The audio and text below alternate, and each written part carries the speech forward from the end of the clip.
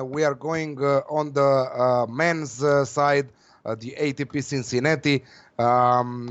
Very, very weird. Novak Djokovic 2.42, Federer 4.4, Alexander Zverev at 17 right now. And what a draw. Dominic Thiem pulls off the Cincinnati Tennis Masters, and we have contenders on the top half: Djokovic, Isner, Kyrgios, Khachanov, Federer, Wawrinka, Medvedev, Tsitsipas. And on the bottom half, Zverev, and that's about it. I don't think that is there anyone else who can upset Zverev in that bottom half, despite the struggles with Zverev this season. I think that Zverev at 17 and maybe to cash out later later in the stage. So James, what do you think about this crazy draw? Yeah, it's quite funny. You had obviously Rafa at the bottom, who's pulled out. Then we do have Kay, who's still here, who in theory should contend. Had Cilic, who I actually, to my own behest, decided to go with this week, who of course put in a dismal performance against Albot. Yeah. Did you go with that one as well, Snize? Yep, it was on him quarter and to win outright. I mean, I think it was fairly sensible. He seemed to have been picking up. But anyway, who can beat Zverev? I mean, to be perfectly honest with you, from the way that Kekmanovic played in the last round, I wouldn't be surprised. He's priced at 2.62, which I think reflects the struggles of the German. I think obviously if Zverev can play anything, even if he can get any form back, then he should be winning that half, with something to spare. I mean, especially with Kay not playing that well, he's got a tough round coming up against Nishioka. That's not an easy draw. But I think you've hit the nail on the head there, which is that the top half is much, much trickier to pick an outright from. And I would be quite surprised if one of Novak or Federer didn't make the final from that half. I think there are options you could take if you wanted to be, explorative, but I probably would stay away from the top half. I think the bottom half offers more opportunities. I personally took a chance on Hurkacz at 151 at the start of the week.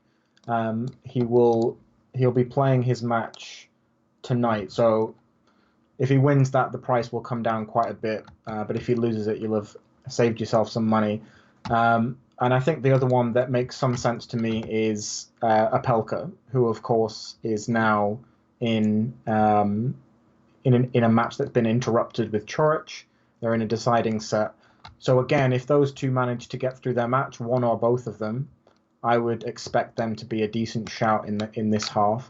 I think a lot of this came about really for me just the contrast between the two halves. Even when Rafa was in, it was very clear that the bottom half was weak, and that taking in some way opposing Zverev to me is just, it's been the obvious play all year.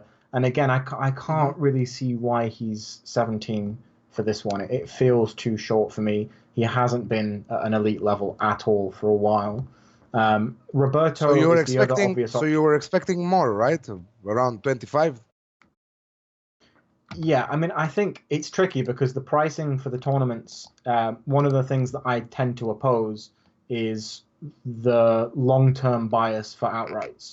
They don't tend, with the outright markets, they tend to price them up based on 12-month data, and that's often just silly to me. Because Alex's data looks fine, but anyone who watches him can tell you that he's not fine. And there's a lot of reasons why. He's having this legal battle right now with his former manager. He's clearly not in a good headspace. I remember his former coach Lendl talked about this a little bit as well, how it's just very difficult when you've got a player whose head is not on the court. So again, it's a little bit of a broken record at this point, but I think opposing Zverev is fine. I honestly, the way that Kekmanovic played against Felix, I would not be surprised if he takes him out. He's got a very aggressive game. He will not let Zverev be passive. Zverev is going to have to try and take this to him. But yeah, either taking Hurkacz or Bautista, the winner of that, I think, has a great chance to go deep this week in that half. I would have said Cilic, but obviously he's lost now, so that's quite difficult. And I kind of prefer that half. I think opposing Nishikori is also perfectly fine, hence why I quite like Opelka if he wins that match against Coric. We know that Isner has done very well in Cincinnati in the past. As Snize said earlier, the courts are generally fast. They're quite high bouncing. It's hot and humid. These are conditions which tend to suit the big hitters, the heavy hitters. So I would be going down that route if I was looking for an outright. But yeah, for me, Hurkacz or Bautista, the winner of that. And then if he gets through it, I would say Opelka is also worth a go. Okay, before I ask you, Snize, your approach on this tournament outright bets, we have James asking us Medvedev versus Edmund starting in few. If Medvedev covers the minus 2.5 over Edmund, or if you have a take on this specific match. Shall I go for that one, Slice? Or do you want to Yeah, have a go? please. So I That'd be would. cool, yeah. So there's a couple of angles you can take for this. The first thing is Medvedev will surely be jaded at this point, and so in a basic sense, I'm surprised they have Edmund the same price they had him when they last met. So you could just take a chance on Edmund. I wouldn't go for the handicap because I think Medvedev is not unlikely to retire after the first set if he loses it, especially if he loses it badly. So that's one angle. The second angle that actually does make some sense to me is to take a really long shot chance on Edmund doing something like bageling Medvedev in the second set. It sounds a bit silly. Obviously, it very much goes against recent form, but you can currently get 80 to 1 on Edmund bageling Medvedev. And actually, that came in when they played on clay in Madrid. Edmund bageled him. And obviously, very different circumstance now, but I can very much see a scenario where Medvedev comes out, tries to play a match, just is not well enough, is not fit. He's surely got some mental scars from that demolition against Nadal, where he just couldn't play tennis, and he got bageled in the second set there, of course. That wasn't Nadal. But yeah, if you can get 80 to 1 with Boyle Sports, I think that's a perfectly reasonable bet. The other option to take, which kind of covers a couple more possibilities, is to go for the under 8.5 games in the second set. Because, of course, if Medvedev's knackered, Edmund might win 6-2, 6-1, or 6-love. But if Medvedev's not knackered, last week, Medvedev took Edmund to bits. So it may well be that he has one, maybe two more matches left in him, and he actually wins this comfortably. I kind of prefer the 6-love because 80 to 1 is just too long for a player in this situation. But under 8.5 games is 4.25 with Marathon currently. Mm-hmm.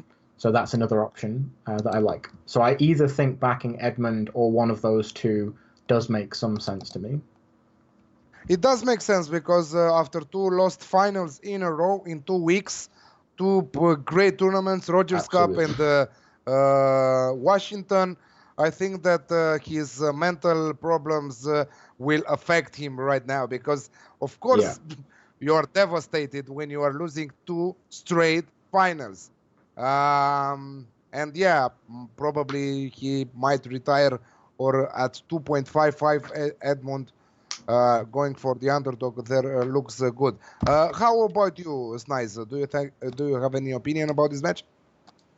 Yeah, I actually answered James in the chat there. I said, and if he's fit, he should. But he's gone back-to-back finals. He looked really gassed and just mentally just crushed by Nadal in that final. And I think he should well be feeling it right now. 2 long runs, 2 lost finals in a row. Just losing one final is hard enough on the psyche, and now he's lost 2, and he got beat down. And with the U.S. Open, as I said, not far away at all. For him to go in here and put in another killer week, go deep, and then just have a little bit to recover before the US Open, not really likely. So definitely opposing Medvedev in some sense here. my look would probably be to go for Edmund to win the first set. Would probably be my look there. It is a pretty short turnover to come here to Cincinnati, down to Cincinnati from Toronto. That's a bit of a flight. That's a bit of a travel. So that he comes out a bit rusty would probably be my look there. So Edmund to win the first set. We most likely avoid the retirement scenarios there. And so yeah, if he's actually not 100%, definitely Edmund to win the first set. You can get 2.47 with Pinnacle. That's nice. Oh, that's a great set of odds. Yes. How about the outright market for the tournament, Snize? Yeah, so as James talked about, we really have a big disparity between the top half and the bottom half. So the top half, we have Djokovic, we have Isner, Khachanov, Kyrgios, all these players. I actually took a shot on Sunday, a small shot with Kyrgios to win that quarter. He's beaten Djokovic before. I think he might be on a little bit of an upswing mentally. He's looked more focused than he has in a long while these recent weeks. He did obviously get beat down by Edmund, as Alex tipped, in Montreal. But that was understandable after losing in the winning the Washington final. He was absolutely unplayable versus Sonego. He lost 5 points on serve in the entire match. So he looked absolutely scintillating there. And I think he eyes Djokovic in the draw, who he's talked a lot of shit about. He does not like Djokovic, and he would love to beat him. So I got him at He just hates all of 12 this times stuff, the doesn't money. he? He hates all the 11-1. So I don't know what he's going to open at, but I would certainly recommend taking a look at Kyrgios to win that quarter, because Djokovic has a tough test here. It's not even a certainty that he gets through. He's going to face Sam Querrey, who beat him last time they faced 3 years ago at Wimbledon. That's a big server who's been playing well, in good form, on hard courts that fit the big servers. He's then likely facing John Isner, another big server, on fast courts. Yeah. So yeah, it's going to be a tough one for Djokovic. It's not even a guarantee. He could be a bit rusty after obviously his Wimbledon exploits. So that would be the look there. But other than that, probably just avoid the top half there. Going at the bottom half, like James loves to say, it makes sense opposing Zverev in some way, which is what I've done, but not on the outright market. I've actually gone down to the fourth quarter, and I took a shot with on Sunday with Guido Pella to win that quarter at 19. I think he's shown over the last couple of weeks that he's much more than a clay court specialist now. He's really taken the other surfaces by storm. He played extremely well at Wimbledon, and he continued that form and has played well over on these hard courts. The draw is obviously wide open. Team withdrew. He has a path of right now David Goffin, who he recently beat in Montreal. He's going to face Manarino or Kukushkin, and then if Nishikori makes it, he'll face Nishikori in the quarterfinals. So a very, very manageable path there for a great price to win that quarter. Yep. And also now, whenever that market opens, I would also take a small punt on him to make the final. Opposing Zverev in some way makes sense. It was available at 81 on Sunday. I don't know what it's going to open at, but he's not going to be as big of an underdog. That 81 or whatever it's going to open at is not going to be value in a potential semifinal versus Zverev if he makes it there. So those would be my looks for the bottom half of the draw. So I'm going to go with a quarter of a unit on Peja, whatever price he opens at to make the final. Should be available at Bet365. I think it's a good point. If you can get on the Bet365 markets, to me it's very obvious. If you can get half of the outright price on someone to make the final in the bottom half, take that. That's a lot better than taking the each way, because the final is by far going to be the most difficult match, and I think a lot of players could make it through this bottom half. I mean, I'm looking at the bottom half of the Masters event, and I'm thinking Kekmanovic could win that bottom half if he plays the way he did in that first round. He could win that bottom half. So I think certainly Peja, that's a nice shout. Opposing Nishikori makes a lot of sense, as well as opposing Zverev. So I completely agree with that as well.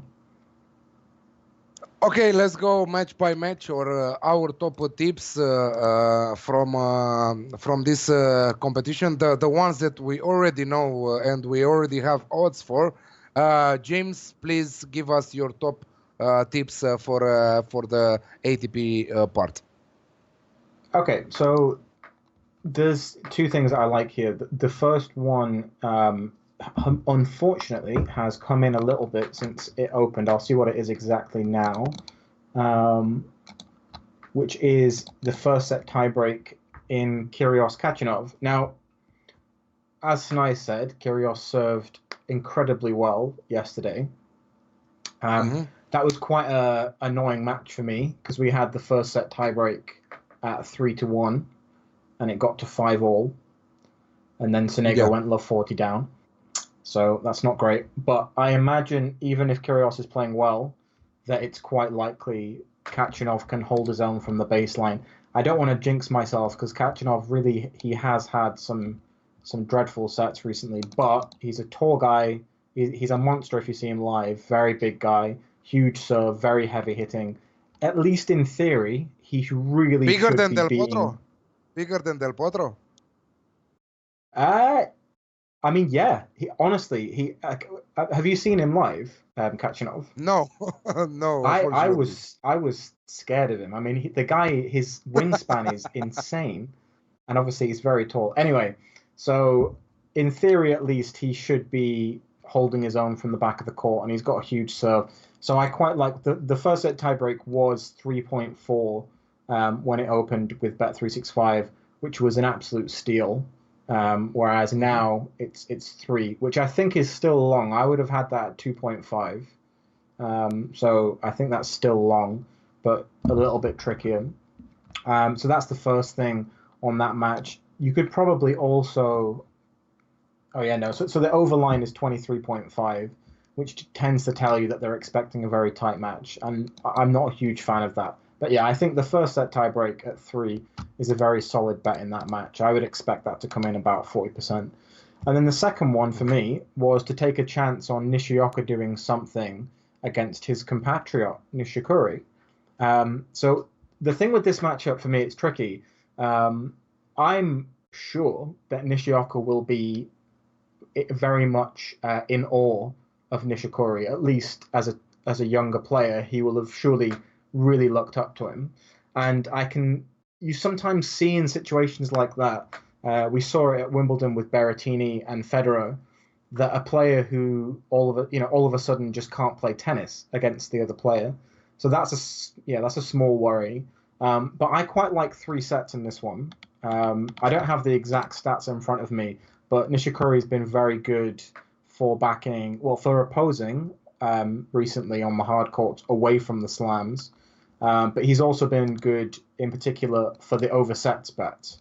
And we can get 2.9 on 3 sets with Marathon, which I think is good. I mean, Nishioka is the kind of player, he's a very tricky player.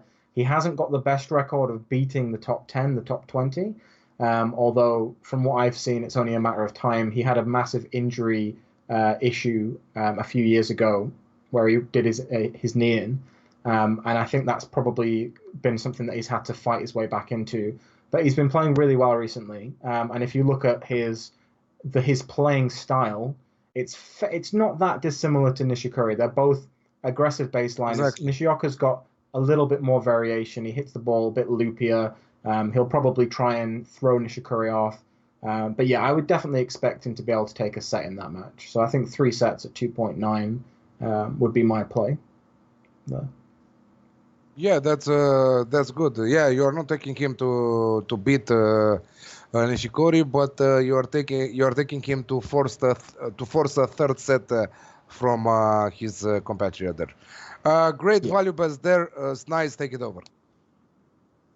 Yeah, so the bets I've been looking at, I have a few that go off tonight. I'm just going to see, so they haven't started yet. 1 second. Okay, no, we're fine. So it's Novak Djokovic, who starts his campaign versus Sam Querrey. I touched upon this in the quarters outrights section here. And it is that Novak Djokovic may well be a bit rusty here. He hasn't played a match since Wimbledon.